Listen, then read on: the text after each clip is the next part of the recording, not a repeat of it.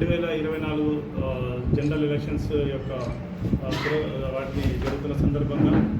కర్ణాటక రాష్ట్రం నుండి ఏపీలోకి అక్రమంగా మద్యం వస్తుంది, కర్ణాటక మద్యం అనే ఉద్దేశంతో మా గౌరవ అన్నమయ్య జిల్లా ఎస్పీ గారు Shri P Krishnarao sir IPS sir గారి యొక్క ఉత్తర్వుల మేరకు,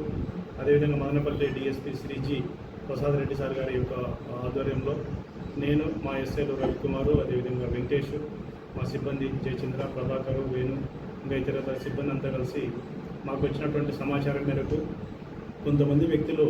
కర్ణాటక నుండి ఏపీలోకి టెట్రా ప్యాకెట్లు, మద్యం ప్యాకెట్లు, కర్ణాటక మద్యం తీసుకొని వస్తున్న సమాచారంతో ఈరోజు అనగా 21/3/2024 తేదీ ఉదయం 6 గంటల ప్రాంతంలో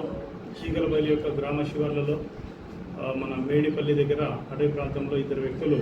మండెం నవీన్, అదేవిధంగా నాగినేని శ్రీనివాసులు, వీళ్ళిద్దరు కూడా చీకలపల్లి గ్రామ పంచాయతీకి సంబంధించినటువంటి వాళ్ళు. వారిద్దరు కూడా ఒక మోటార్ బైక్, పల్సర్ బైక్లో 7 బాక్సులలో, ఒక్కో బాక్సులో 96 ప్యాకెట్లు, ఒక్కొక్క ప్యాకెట్ వచ్చేసి